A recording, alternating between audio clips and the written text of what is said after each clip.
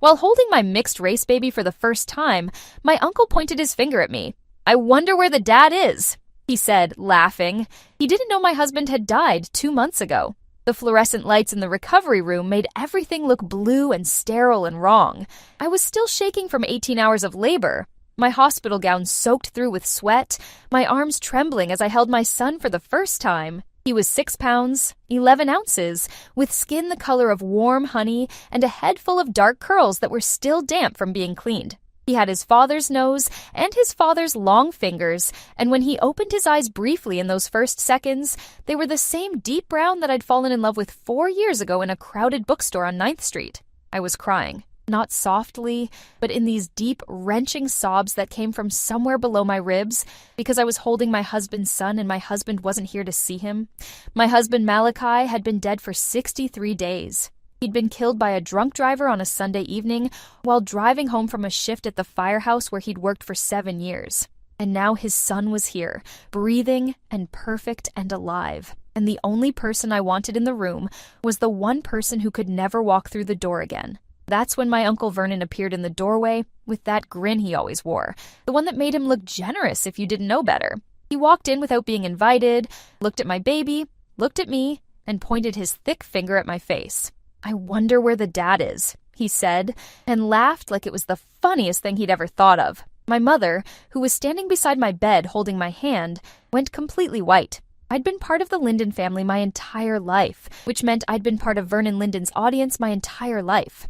He was my mother's older brother, the kind of man who dominated every room through sheer volume, and the unspoken agreement among family members that confronting him was more trouble than it was worth. He ran a moderately successful plumbing supply company that he treated like a Fortune 500 empire, dispensing business wisdom at Thanksgiving dinners and family barbecues as though anyone had asked for it. He was loud and opinionated and casually cruel in ways that people excused because he was family and because he always followed the worst comments with a laugh and a slap on the back, as if cruelty delivered with volume was somehow less cruel. My mother, Diane, had spent her entire life accommodating Vernon. She laughed at his jokes even when they were mean. She invited him to every gathering even though he ruined most of them. She made excuses for him that were so well practiced they sounded almost convincing, saying he didn't mean it that way, and that's just how he is, and he comes from a different generation. I grew up watching my mother shrink herself around Vernon, and I promised myself I wouldn't do the same thing. But promises made at 16 don't always survive the complicated machinery of family obligation. I met Malachi Okonkwo when I was 24 years old, and he was 26. He was standing in the poetry section of a used bookstore, holding a collection by Langston Hughes, and reading a page with such concentration that he didn't notice me watching him until I knocked over a display of bookmarks trying to get a closer look. He helped me pick them up and then asked if I liked poetry. I said I liked watching people who liked poetry. He laughed, this warm, rolling sound that started deep in his chest, and asked if he could buy me coffee to discuss my unusual hobby. We were married 14 months later in a small ceremony at a botanical garden with 62 guests and a jazz trio that played Duke Ellington while we said our vows. Malachi was the son of a Nigerian father and a Jamaican mother, raised in a neighborhood 12 miles from where I grew up, but culturally a different universe. He was quiet where my family was loud. He was thoughtful where my family was impulsive. He measured his words like ingredients in a recipe, adding just enough to make his point without wasting anything extra. My mother loved him immediately because Malachi had the rare ability to make everyone around him feel important. My father, who passed when I was 19, would have loved him too. Vernon met Malachi exactly once, at a family picnic 3 months after our wedding, and spent the entire afternoon making comments about interracial marriage that he disguised as jokes. Malachi handled it with a grace that I didn't deserve to witness, smiling and redirecting, and never once rising to Vernon's provocations. On the drive home, I asked Malachi how he stayed so calm. He said he'd met 100 Vernons in his life and learned early that their cruelty was a performance that required an audience. And if you refused to be the audience, the performance eventually collapsed. Vernon didn't know Malachi had died because I hadn't told him. I hadn't told most of my extended family. After the accident, I retreated into a grief so complete that communication with anyone outside my immediate circle felt physically impossible. My mother knew. Malachi's parents, Adisa and Francine Okonkwo, knew. My 2 closest friends knew. but the wider family, the cousins and aunts and uncles who populated the outer rings of my life, had been left in the dark because I didn't have the energy to manage their reactions while managing my own survival. The pregnancy complicated everything. Malachi and I had been trying for 2 years. We'd gone through one round of fertility treatment, and were about to start another when I discovered I was pregnant naturally, 8 weeks along, exactly 1 week before the accident. Malachi found out on a Thursday evening when I showed him the test in our kitchen. He picked me up and spun me around and then immediately put me down and apologized because he was afraid he'd hurt the baby. He spent the next 6 days reading pregnancy books and downloading apps that tracked fetal development week by week. He had 7 days of knowing he was going to be a father. 7 days. Then a man named Carl Pressman ran a red light at 51 miles per hour with a blood alcohol level of 0.19 and hit Malachi's truck broadside on the driver's side. The impact killed him before the paramedics arrived. I was 8 weeks pregnant with a baby whose father would never hold him, and the drunk driver who killed him walked away from the accident with a broken collarbone and a DUI charge that his lawyer would spend the next year trying to reduce. The night Malachi died, I sat in the emergency room of St. Raphael's Hospital, surrounded by his parents and my mother and 2 of his fellow firefighters who had responded to the call and recognized his truck before anyone else. Adisa, Malachi's father, a retired civil engineer with steady hands and a quiet authority that reminded me painfully of his son, sat beside me and held my hand without saying a word for over 3 hours. Francine, Malachi's mother, a former pediatric nurse who had immigrated from Kingston at 22 and still carried the rhythms of her birthplace in her voice, stood at the window looking out at the parking lot, where her son's personal belongings sat in a clear plastic bag on the information desk. I couldn't look at the bag. I couldn't look at his wedding ring sealed inside the plastic, separated from the finger it belonged on by circumstances so random and violent that my brain refused to process them as real. A hospital chaplain named Father Alistair came and sat with us. He didn't try to explain or comfort. He just sat. Francine told him later that his silence was the kindest thing anyone did that night. The funeral was 6 days later. 231 people came. The fire chief gave a eulogy that made grown men cry. Malachi was buried in his dress uniform with an honor guard that played taps while I stood at the graveside, holding my mother's arm because my legs wouldn't hold me upright on their own. I was 9 weeks pregnant and nobody outside our inner circle knew yet. I kept my hand on my stomach through the entire service, feeling nothing yet. No movement, no kick, just the knowledge that something alive was growing inside the devastation. The months between Malachi's death and the baby's birth were a landscape of grief punctuated by medical appointments. I saw my obstetrician, Dr. Ramona Liu, every 4 weeks for standard prenatal care. She was kind and efficient and always asked how I was doing emotionally before asking how I was doing physically. She referred me to a therapist named Ingrid Harlow, a specialist in perinatal grief with 20 years of experience counseling women who'd lost partners during pregnancy. Ingrid had a calm, measured voice and an office full of plants that made it feel less like therapy and more like sitting in someone's living room. I saw her every week, and she helped me understand that grief and pregnancy could coexist without one canceling the other, that I could be simultaneously devastated and hopeful, that feeling joy about the baby didn't mean I was betraying Malachi's memory. She also helped me navigate the complicated territory of family disclosure. I hadn't told anyone beyond my inner circle about the pregnancy or the death. Ingrid didn't pressure me to, but she asked me to think about why I was withholding both pieces of information and what I expected to happen when people eventually found out. I told her I was protecting myself from other people's reactions because managing their emotions on top of mine felt impossible. She said that was valid, but suggested I consider telling at least a few more people before the baby arrived, so I wouldn't be blindsided by encounters I hadn't prepared for. I should have listened more carefully. Vernon found out about the baby through my cousin Sherilyn, who saw a photo of baby supplies in the background of a video call with my mother and asked questions my mother answered honestly because she'd never been good at lying. Within 24 hours, the entire Linden family knew I'd had a baby. What they didn't know, because my mother respected my wish for privacy on this point, was that Malachi had died. They knew I was married. They knew my husband was black. They didn't know he was gone. Vernon showed up at the hospital uninvited 4 hours after the birth, which meant someone had called him with the room number. I suspected Sherilyn but never confirmed it.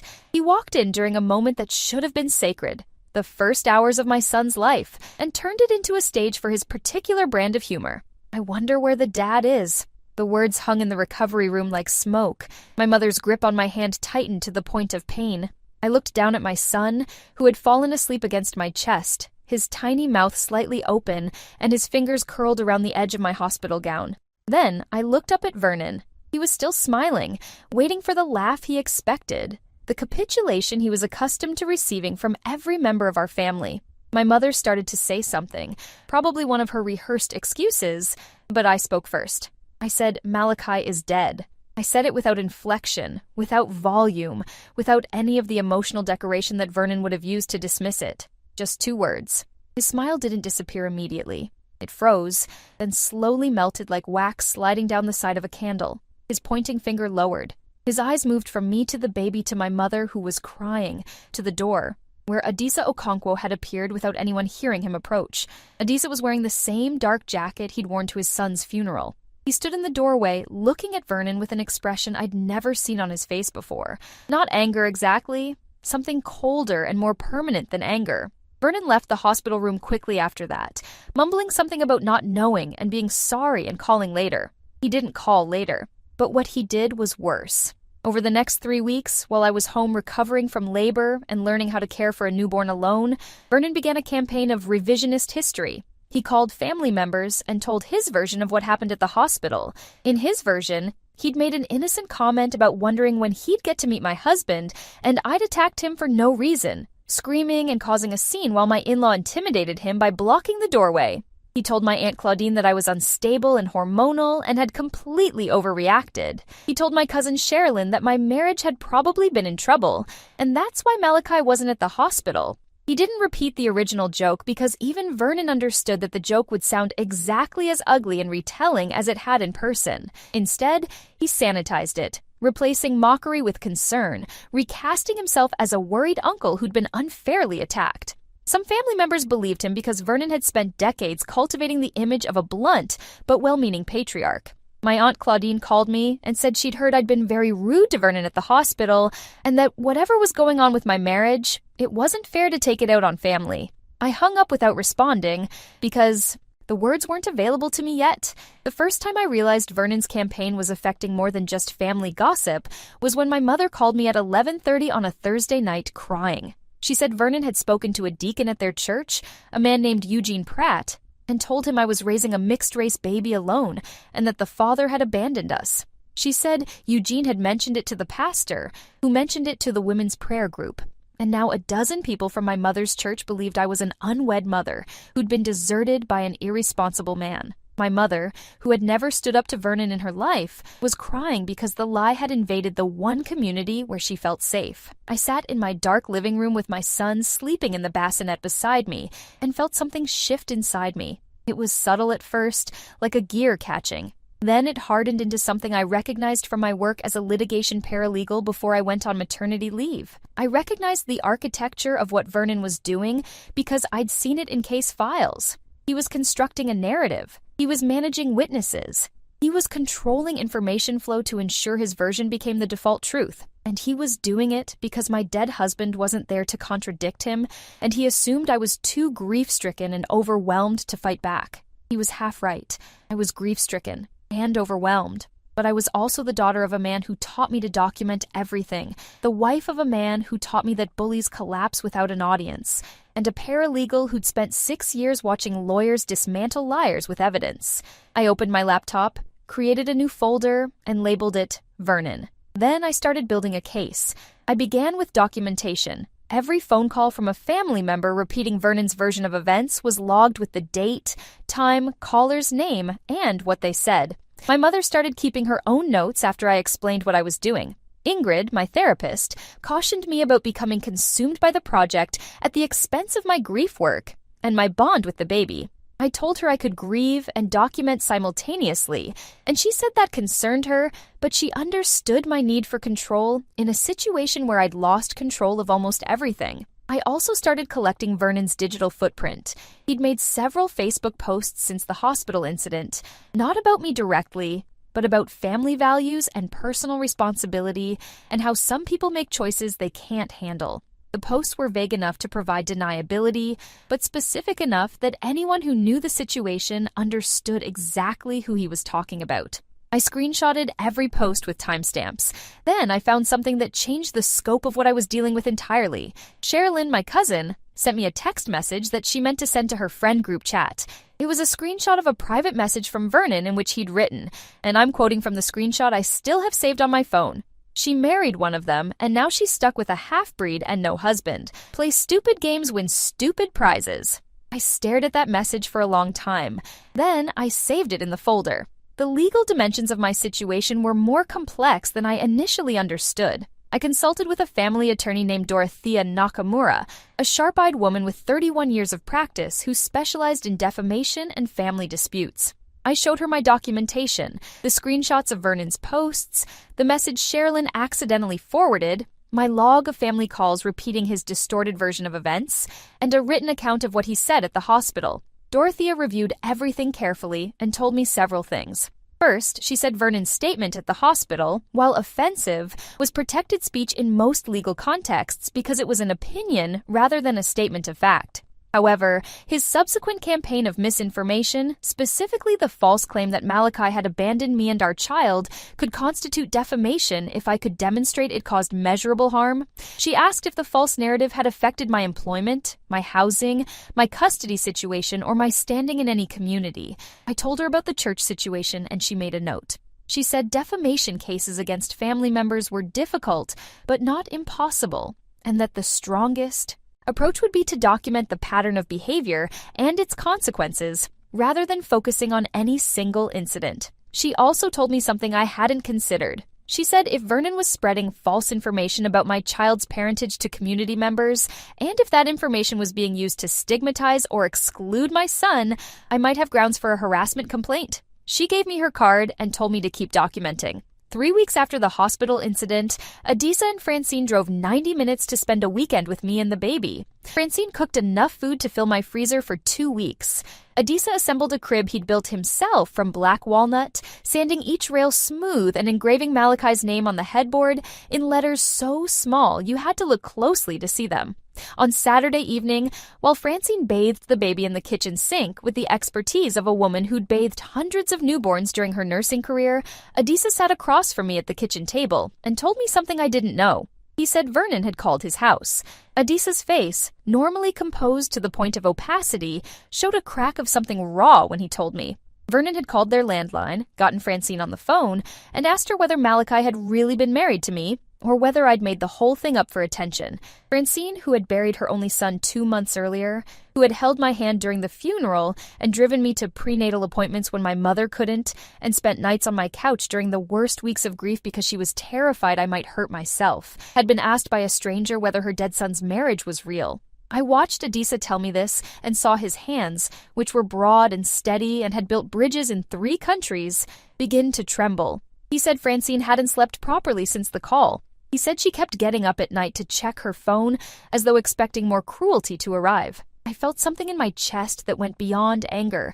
It was the particular fury that comes from watching someone you love be wounded by someone who has no right to exist in their life at all. I called Dorothea the next morning and told her about Vernon's call to the Okonkwo's. Her voice sharpened in a way that told me this changed her legal assessment. She said contacting the bereaved family of a deceased person to question the legitimacy of his marriage was harassment, particularly when combined with the documented pattern of spreading false information about the circumstances of his death and the parentage of his child. She said she wanted to send Vernon a formal cease and desist letter and asked my permission to draft it. I said yes. She also asked if I'd considered filing a police report. I said I hadn't thought it was a police matter. She said the combination of Vernon's hospital behavior, his defamation campaign, and his direct harassment of the Okonkwos created a pattern that law enforcement should be aware of, even if no charges were immediately filed. She said documentation was about building a foundation, and you never knew when that foundation would need to hold weight.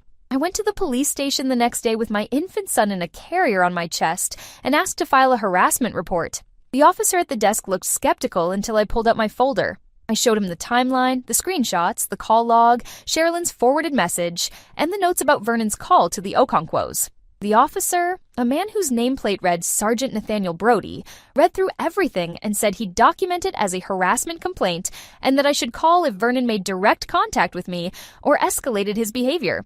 He wasn't dismissive exactly, but I could feel the institutional shrug underneath his professionalism. Family disputes were low priority compared to the other things that crossed his desk. I thanked him and left knowing the report existed in the system, which was what mattered. The cease and desist letter arrived at Vernon's house on a Thursday. Dorothea had drafted it with surgical precision, citing specific instances of defamatory statements, identifying the false claims by date and recipient, referencing the harassment of the Okonkwo family, and demanding that Vernon immediately cease all communication about me, my son, and my deceased husband to any third party. The letter also stated that further defamatory conduct would result in civil litigation seeking compensatory and punitive damages. I expected Vernon to be chastened. Instead, he escalated. Within 48 hours of receiving the letter, Vernon called an emergency family meeting at his house.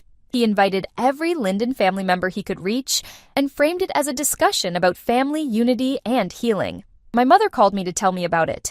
She said Vernon had presented the cease and desist letter to the assembled family members as evidence that I'd gone crazy with grief and was now threatening to sue my own uncle for caring about me. He'd read portions of the letter aloud, deliberately omitting the sections that described his behavior and focused only on the legal threats. He told the family I was being manipulated by my dead husband's family, who he described as outsiders trying to turn me against my own blood. He said the Okonkwos were probably after my money, which was laughable given that I was a paralegal on maternity leave, and the Okonkwos owned their home outright and had Adisa's pension. But Vernon wasn't interested in accuracy. He was interested in narrative control. Several family members who'd been on the fence were now firmly on Vernon's side. My Aunt Claudine called me again and told me I was tearing the family apart. My cousin Sherilyn texted me a long message about how Vernon was just old-fashioned and didn't mean any harm, and I needed to stop being so sensitive. I sat in my living room that night, nursing the baby while the phone buzzed with incoming messages I didn't read, and made a decision. I was done trying to manage this privately. Vernon had turned a family dispute into a public campaign, and the only way to counter a public campaign was with public truth. I called Adisa and asked him if he still had the flag that was presented to our family at Malachi's funeral. He said of course. It was in a shadow box on the wall of their living room. I asked if he had photographs from the funeral service, the firefighter honor guard, the 231 people who came to mourn his son. He said Francine had organized an album. I asked if he had a copy of Malachi's death certificate, the police report from the accident, the obituary that ran in 2 newspapers. He said he had everything. Good, I said. I told him what I was planning, and he was quiet for a long time. Then he asked if I was sure. I said I was more sure than I'd been about anything since Malachi died. He said he and Francine would be there. Then I made a call I hadn't expected to make. I called my mother and told her I was going to Vernon's next family gathering. She started to protest, but I interrupted her. I said she had 2 choices. She could stand beside me, or she could stand beside Vernon. But the middle ground she'd been occupying her entire life was gone now. She cried and said she didn't want to choose. I told her I understood, but Vernon had made the choice necessary when he called a dead man's parents and asked if their son's marriage was real. She was quiet for a long time. Then she said she'd be there. Vernon hosted a family barbecue on the first Saturday of October, 3 months after my son was born. It was his annual fall event, held in the backyard of the house he'd lived in for 20 years, complete with a smoker he'd spent too much money on and a sound system that played classic rock loud enough to annoy the neighbors. 34 family members attended. I arrived at 2:15 in the afternoon carrying my son in his car seat. My mother walked beside me. Behind us, Adisa and Francine followed, Adisa carrying a leather portfolio and Francine carrying the shadow box with Malachi's funeral flag. I'd also invited one person Vernon didn't know. Her name was Constance Abra, a reporter with the county's largest independent news outlet, who covered community interest stories and had been following a series on racial harassment in family and workplace settings. I'd contacted her through Dorothea, who knew the outlet's editor. Constance arrived separately and stood near the back of the yard with a small notepad and her phone. She wasn't there to publish anything without my consent.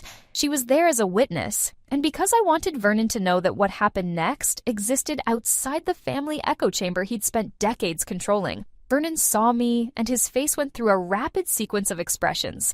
Surprise, then displeasure, then the forced warmth he used when he wanted to appear magnanimous.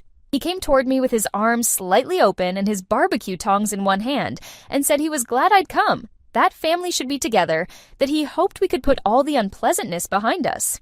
He said this loud enough for the assembled family to hear. He was performing reconciliation without having reconciled anything. I let him finish. Then I asked him if I could say something to everyone. He looked uncertain, but the audience was watching and Vernon never refused a stage. He gestured toward the center of the yard and stepped aside. 34 faces turned toward me. I saw Claudine with her arms crossed. I saw Sherilyn holding her phone, probably already composing a post about the drama. I saw cousins and aunts and uncles I hadn't spoken to in months, all of them holding plates of food and looking at me with varying degrees of curiosity and judgment. I took a breath. Then I introduced them to Malachi. I told them about meeting him in the bookstore and knocking over the bookmark display. I told them about the jazz trio at our wedding and the 62 guests and the vows we wrote ourselves because Malachi said borrowed words weren't good enough for what he felt. I told them he was a firefighter who'd been awarded a commendation for pulling a 4-year-old out of a burning apartment building on a night when the temperature was 11 degrees and the stairwell had partially collapsed. I told them about the 7 days he spent knowing he was going to be a father, reading books and downloading apps and talking to my stomach, even though the baby was the size of a raspberry. Then I told them how he died. I said the date. I said the time. I said the name of the intersection. I said the drunk driver's blood alcohol level. I said Malachi was pronounced dead at 8:53 p.m. while I sat at home eating the dinner he'd said he'd be back for. The yard was silent except for the sound of the smoker hissing behind Vernon. Nobody was eating. Claudine's arms had uncrossed. Sherilyn's phone was at her side. I looked at Vernon, who had gone the color of raw dough, and said I wanted everyone to know exactly who my husband was because my uncle had been telling them a different story. I said Vernon came to the hospital 4 hours after my son was born, looked at my mixed-race child, and said he wondered where the dad was. I said he laughed when he said it. I said the dad was in a cemetery 12 miles from where we were standing, buried in his dress uniform with an honor guard and 231 people who loved him enough to show up. Then Adisa stepped forward. He opened the leather portfolio and took out an 8x10 photograph of Malachi in his firefighter dress uniform, the same photograph that hung in the firehouse where Malachi's crew had left his locker untouched for 3 months because none of them could bring themselves to clean it out. Adisa held the photograph up so everyone could see it and said this was his son, his only son. He said Malachi served his community for 7 years and died at 30 because a man decided to drive drunk on a Sunday evening. He said Vernon called his house and asked Francine whether Malachi's marriage to me was real. He said his wife, who buried her child, had to listen to a stranger question whether that child's love was legitimate. His voice didn't waver. His hands didn't shake. But I could see the cost of this composure in the rigid set of his jaw and the brightness in his eyes that he refused to let fall. Francine stood beside him holding the shadow box with the folded flag, and she didn't say a word because the flag said everything. The silence that followed was the loudest thing I've ever heard. Then my Aunt Claudine started crying. Not the performative crying I'd seen from Vernon's allies during his family meetings. Real crying, the kind that comes from suddenly understanding that you've been standing on the wrong side of something important. She walked toward me and pulled me into a hug and said she was sorry, that she didn't know, that Vernon had told her something completely different. Sherilyn was staring at Vernon with an expression I'd never seen on her face before, something between horror and recognition, as though she was seeing the architecture of his manipulation for the first time and realizing she'd been living inside it her whole life. Other family members reacted in waves. Some came to me, some turned to Vernon with questions he didn't answer. Some stood frozen, holding their plates of barbecue, trying to recalibrate their understanding of the last 3 months. Vernon stood by his expensive smoker with his tongs at his side and his mouth opening and closing without sound. Then he found his voice, and it came out loud and defensive, the way it always did when his control was threatened. He said I was making a scene. He said this wasn't the place. He said he'd made a comment and I'd blown it out of proportion, and now I was embarrassing the whole family with this display. He pointed at Constance in the back of the yard and asked who the stranger was. I told him she was a reporter. Vernon's face changed. The bluster evaporated, and something panicked replaced it. He said I had no right to bring a reporter to his home. I said I had every right to make sure the truth was documented by someone outside the family he'd spent 3 months lying to. Constance stepped forward and identified herself and said she wasn't recording anything without consent and wasn't there to ambush anyone, but that she was available as an independent witness to whatever happened. Vernon looked at her, looked at me, looked at Adisa holding the photograph of his dead son, and for the first time in my memory, Vernon Linden had nothing to say. My mother spoke then, and it was so unexpected that several people turned toward her in surprise. Diane Linden, who had spent 61 years accommodating her brother, who had laughed at his jokes and made his excuses, and smoothed over his cruelties for decades, stood in Vernon's backyard and said something she'd never said before. She said Vernon was a bully. She said he'd always been a bully, from the time they were children until right now, standing in his yard trying to make everyone believe that the victim was the problem. She said she'd spent her whole life protecting him from the consequences of his behavior, and she was done. She said Malachi was more family than Vernon had ever been, because Malachi understood that family meant protecting the people you loved, not controlling them. Her voice was shaking by the end, but she got through every word. Vernon looked at his sister like she'd slapped him. Then he turned and walked into his house and closed the door. I stood in the yard holding my son, surrounded by family members who were crying and apologizing and asking questions, and I felt the weight of 3 months begin to shift off my shoulders. Not all of it. You don't lose your husband and fight your uncle and rebuild your family's understanding of truth without keeping some of the weight permanently, but enough shifted that I could breathe more deeply than I had since the hospital. The aftermath unfolded over weeks. Constance wrote a feature piece about racial harassment within families that didn't name Vernon or me specifically, but described the patterns in enough detail that anyone in our community who knew the situation could connect the dots. The story generated significant discussion, and Constance told me later that she received over 40 emails from readers sharing similar experiences. Dorothea sent Vernon a second letter, this time with documentation of every false statement he'd made to family members and a formal demand for a written retraction. Vernon's attorney, a man named Philip Goss, who handled his business contracts, responded with a brief letter stating that Vernon regretted any misunderstandings and wished the family well. It wasn't an apology. It wasn't a retraction. But it was an acknowledgement that Vernon's legal counsel had assessed the situation and decided that fighting was riskier than retreating. Sergeant Brody called me 2 weeks after the barbecue to follow up on the harassment complaint. I updated him on what had happened, and he added the information to the file. He said the complaint was documented and would remain active if I needed it. He wasn't warm about it, but he was thorough, and thoroughness was what I needed. Vernon's standing in the family collapsed with a speed that surprised me. Claudine, who had been his most reliable defender, stopped inviting him to gatherings. Sherilyn sent me a long message apologizing for forwarding Vernon's private message, saying she'd been enabling his behavior for years without recognizing what she was doing. Other family members who'd been silent during Vernon's campaign quietly began reaching out to me, offering help with the baby, asking about Malachi, wanting to see photos. The family I'd believed was lost to Vernon's manipulation was actually just waiting for someone to provide an alternative version of the truth. Not my version. The truth. Vernon retreated into his house and his business and his diminishing circle of people who hadn't yet decided he was a problem. His wife Eleanor, who had been silent through all of this, called my mother one evening and said she was tired.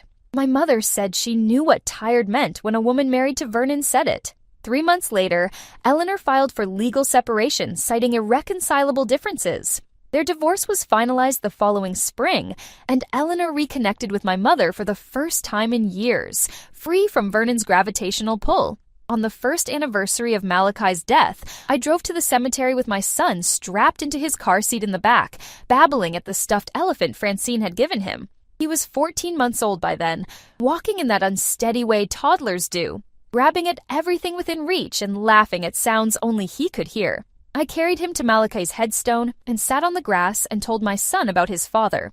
I described the bookstore and the bookmark display and the coffee that turned into dinner that turned into a life. I described the firefighter who carried a child out of a burning building and the man who talked to my stomach when the baby was the size of a raspberry. I described his laugh, which started deep in his chest and rolled outward like something warm and generous being released into the world.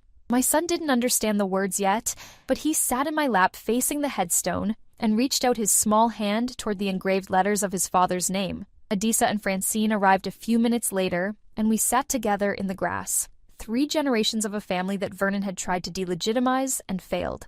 Francine held her grandson and sang something quiet in patois that I didn't fully understand, but felt in my chest like a second heartbeat. Adisa placed his hand on the headstone the way you place your hand on someone's shoulder when you want them to know you're still there. I looked at my son's face, Malachi's nose, and Malachi's fingers. And those same deep brown eyes, and I understood something that Vernon never would. Family isn't blood. Family isn't borders or boundaries or the color of anyone's skin. Family is the people who show up when you can't stand on your own and hold you until you can. Vernon wondered where the dad was. The dad was everywhere. In the curls on his son's head, in the flag on the Okonkwo's wall, in the firehouse locker his crew still couldn't empty, in the bookstore on 9th Street where a man once read poetry with such concentration that a woman knocked over an entire display just to get a closer look. The dad was everywhere that mattered. Vernon just couldn't see him because Vernon had never learned to look beyond himself.